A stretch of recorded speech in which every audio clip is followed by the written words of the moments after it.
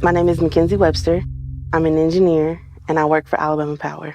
What happened was I had just been moved to a different city for my job. During this move, I was starting to feel sick. I initially thought it was just a little virus or a cold because I had been moving so much. The first time I went to urgent care, they thought that I had a stomach bug. The second time I went to urgent care, they thought I just had walking pneumonia.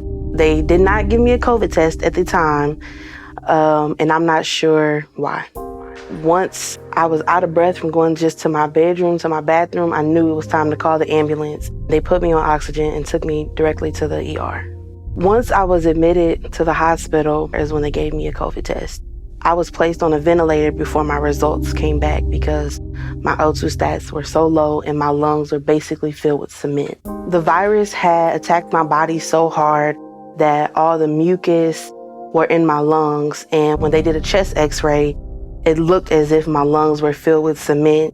When I got COVID, it was towards the beginning of the pandemic.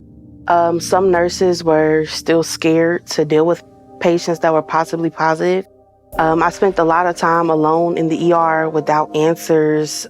They just kept drawing more blood, kept doing different tests on me, and they didn't have any direct answer. I was kind of in a state of delusion.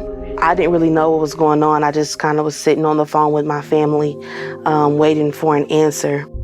There was a trip I had to take from the ER to the actual hospital side. Anytime someone walked towards us, they had to announce possibly positive COVID patient, and people would kind of either turn back around, go the other way, or run past me really fast as if I was some type of monster.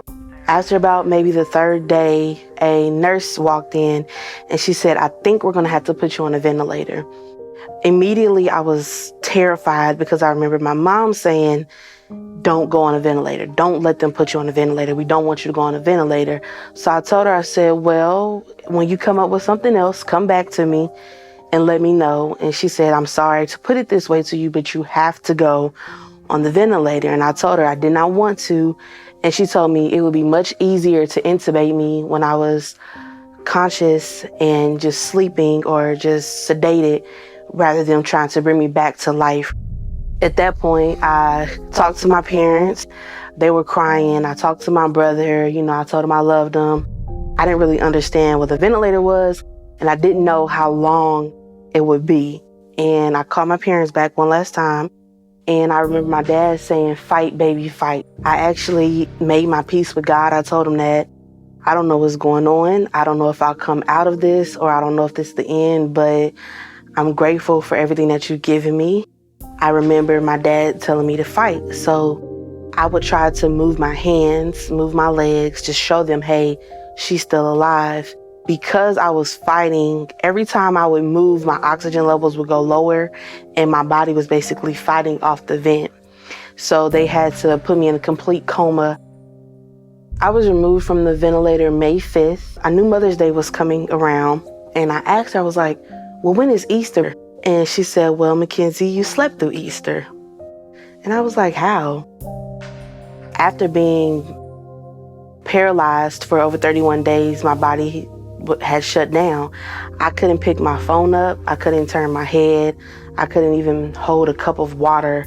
Because I was so sick with COVID-19, they had to take very drastic measures to save my life. Those measures resulted in me becoming almost like an infant again.